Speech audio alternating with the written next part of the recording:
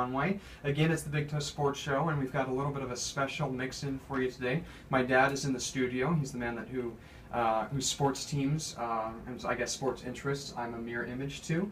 He got me interested in the Miami Dolphins, Los Angeles Angels, etc., etc. Pretty much every major sports team except for the New Orleans Pelicans, which is a team that I love and are special to me in particular. But with all that in mind, so you guys are going to have a great show for today.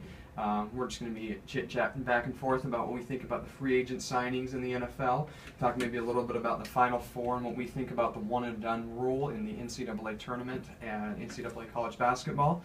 And so we've got a great docket lined up for you guys today. But to start it all off, I think you guys probably want to be starting something. So let's be starting something with Michael Jackson's "Want to Be Starting Something."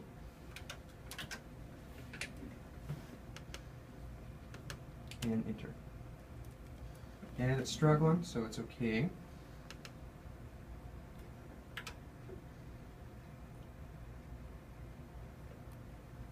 Okay, I'm struggling a little bit here. Let's put this in 2.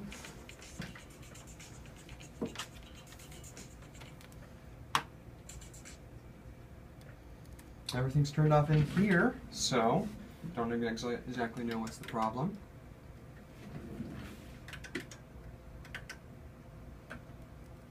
It's alright, dead time's never going to hurt anybody. I don't know exactly what's going on. It doesn't really matter, I'm going to turn this back on the air if that's alright. Sorry guys, having a little bit of a technical difficulty. I'm still learning the soundboard and what to do with everything, so if you want to be starting something, you're probably going to have to do it on your own time. We've got something important to talk about today. Again, I said my dad is in studio. He is a former radio director during his college days at Pomona University in Los Angeles. Sports talk radio, right, Dad? That's right, yeah. I was actually served as the general manager for a couple of years of KSPC 88.7, where the music spun right at the left in Southern California. We had a lot of fun out there. Actually, we had a 3,000 watt station, which allowed us to have a potential listening audience back in the day of over 6 million people. Now, of course, it was college radio, so nobody was listening. But 6 million people was still pretty impressive, and of course, that's what we told all of our advertising sponsors. And then, actually, prior to serving as a general manager, I was the sports director for 3 years. Had a good time with that. We covered the Pomona College Sage Hand sports. We had, not only did we do a little football and basketball coverage, but also baseball live, all those games. For the Sage Hens, they were a division, actually they still are a Division III NCAA Division III sports team and school, I should say. We had a lot of fun doing that. And we actually started our version of the Big Toe Sports Show back in the day, and we covered all the Los Angeles area sporting events and had a lot of fun with the talk radio side of it as well. So yeah, had some good years out there at Pomona College. Go Sage Hens. Interesting. That's fascinating. You also ran track while you were there too, right? I did. I ran track 4 years there, and I never got faster than my high school years. But nonetheless, I had a lot of fun. Was a sprinter in the 100 and 200, and had some real success in the SCIAC championships. Never went to nationals though. That was kind of a bummer. But yeah, I enjoyed my entire academic and athletic career at Pomona College. I was a history major, which may be familiar to some friends out there. I'm a history major for those of you who don't know. So. Well, hey, what do you want to talk about today, Christopher? Today, I was thinking we could talk about just the big sports free agent signings and the news from today, along with our favorite teams. A little bit, maybe some of our favorite teams. What Dad thinks about the Miami Dolphins. What you think about the Miami Dolphins free agent signings. So. Well, of course, I'm a diehard Dolphin fan, and unfortunately, they have been struggling in recent decades. It's been 40 years since they've been to the Super Bowl, or actually won the Super Bowl.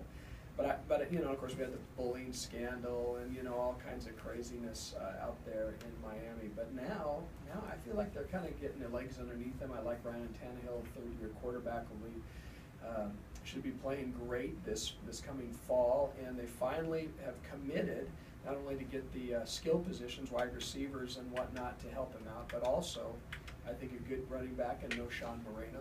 They signed basically a 1-year, $3 million show-me kind of contract to see what he's going to be worth and if he's going to be skilled for the Dolphins beyond just being a go-to guy for Peyton Manning and the Broncos. Can he do the same in South Beach? We're hoping he can, of course. And then probably what obviously the Dolphins need to do more than anything was sign, Albert and Shelby and a few other good linemen like that.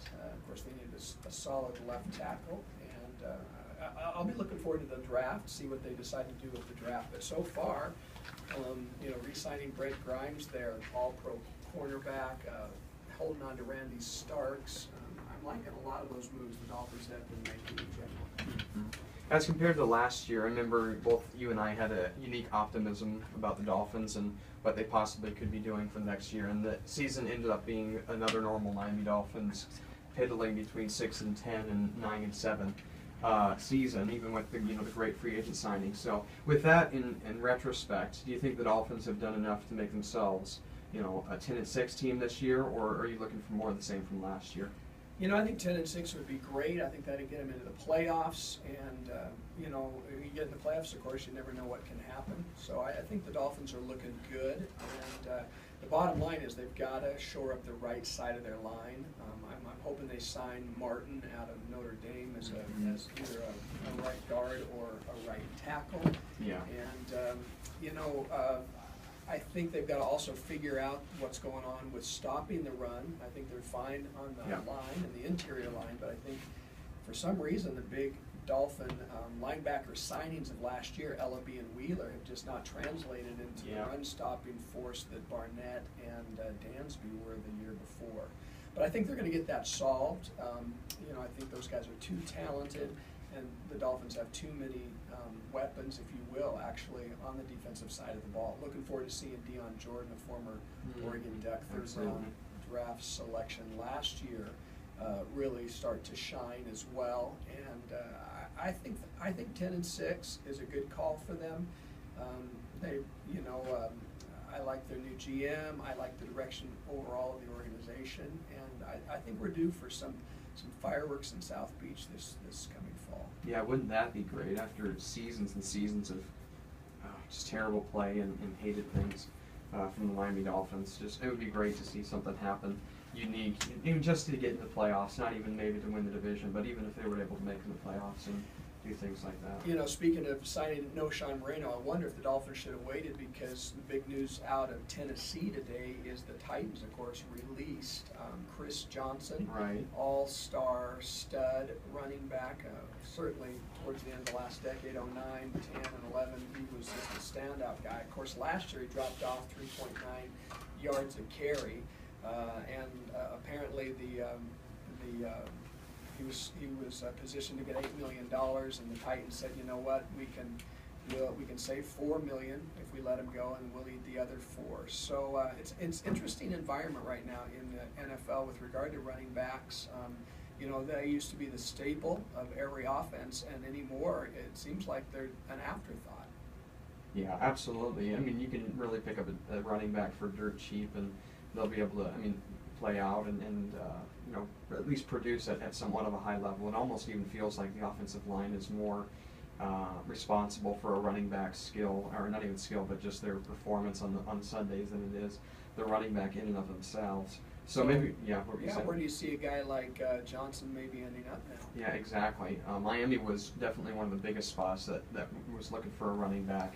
I know Washington would be kind of interested in a guy kind of like him, of course, but they've already gone out and gotten their own big free agent signing, which we'll talk about a little bit later in the show with Deshaun Jackson. They might not have just the money to throw at another running back that would just complement Alfred Morris. It's difficult to say. Just off the top, people usually think about like running backs in San Francisco, but they don't really need a guy like him, because LaMichael James, of course, plays that fast running back role that Johnson would probably be a complement to in somebody else's offense. So it's difficult to say at this point. I think Miami was the spot that a lot of running backs were kind of looking towards. Well, I'd hate to think this, but the thought that has crossed my mind is I wonder about New England. Oh my gosh. They got rid of Blunt, and they've done a pretty good job picking up some running backs and linebackers. They picked up guys that have kind of been cast off, if you will, by other teams, and then they kind of have a resurgence, and I could see a Johnson, big, strong running back complementing, unfortunately, of course, because I'm a Miami fan, but nonetheless, really complementing Tom Brady in that New England offense. Yeah, that would be absolutely great. He could be a great receiver out of the backfield. Although they kind of have Shane Vereen already in that role. But still, I mean, he'd be a guy that, would really could get some burst onto the field. Well, I mean, so. Shane Vereen, just listen to that. Shane Vereen or Chris Johnson. Right, but the Patriots can just pick anybody off anybody's practice squad and make him into an all-star. So it's difficult to say. Yeah, the thing about Johnson, though, is they wouldn't have to make him into an all-star, and they're not going to have to probably sign him for all that much. It's they'd true. probably get him for $3 or $4 million. You think Johnson would take a big pay cut? Well, I think he's going to have to. That's true. The Titans were willing to let him go. Several running backs have already moved around. Oakland's kind of filled that spot. Some of the other teams that might have been looking at one point, kind of either signed their own or picked up the guys that were out there. Yeah. So I could see the Patriots being a possible place. There may be some others. You mentioned the Washington Redskins. They might be looking for a good big back like that. Of course, they just got done signing and picking up a cast off of the Philadelphia Eagles, that being Deshaun Jackson. Yes. And of course, I don't like Deshaun Jackson. He was on the winning end of too many California Golden Bear, Oregon Duck football games. Yeah. I remember watching him with pain just shred the Oregon secondary a couple of years back and knock the Oregon Ducks out of the driver's seat for the national championship. I think it was back in like 08, 09, in those years. Yeah. But he's he's probably going to potentially light it up with RG3. What do you think? Is that going to be a good combination over there? Absolutely. I mean, if you ask the average NFL fan who the receivers for the Washington Redskins are, they'll tell you Pierre Garcon, and that's about it. It's just, there's just not a lot of diversity in that offense. And I think, just anytime you have a receiver that can go over the top, it's going to spread out your offense a little bit. Again, hate to bring it back to Miami just as we always do, but I think, there's no doubt that Brandon Hartline and Charles Clay and a lot of Miami receiving options benefited immensely from the speedster Mike Wallace's signing. There's no doubt that RG3 is going to be able to use to throw deep bombs to Jackson, and then I bet you Garcon is going to be twice the receiver he was this year, which is a scary thought because he already played so well, and I just see it helping their offense so much.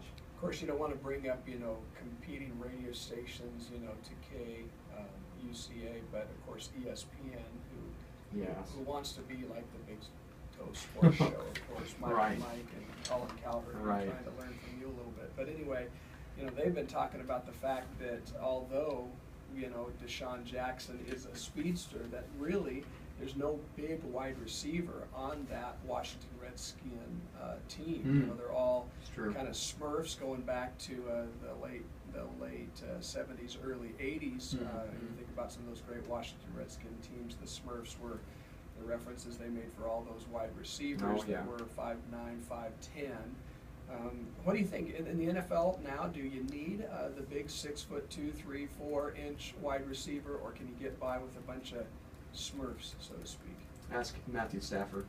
There you go. It's not like, I certainly think it can help. Certainly teams can go without it. There's not a big receiver in New England, and there's not a huge, I guess Demetrius Thomas is a big receiver, but for several years, you don't need, I don't think you need big receivers as long as you got a quarterback to get it to, but certainly Matthew Stafford, guys like Matthew Stafford are benefited so much by the receiver class and that he has. Of course, like Titus Young and Brandon Pettigrew, and the guys like that have been helpful. Reggie Bush in the passing game, but there's no doubt that offense runs through Calvin Johnson. Without him, the Lions' offense isn't very well. So you can definitely go with it, but I think the big receiver opens up the offense in ways that are totally unique to that team. So it's so much more helpful to that team. Well, hey, I know the Final Four's coming up, and maybe we talk about the one and done rule. We've got some guys like Wigan out of Kansas and some other places that are declaring for the draft. Look forward to maybe switching topics here. You got some music for us, though, before we I do. I'm going to play some Michael Jackson just to, because we didn't get enough of him earlier. Just, I don't think we got any of it. That's right. And even if we got a little bit, I think we probably could use a little bit more. You can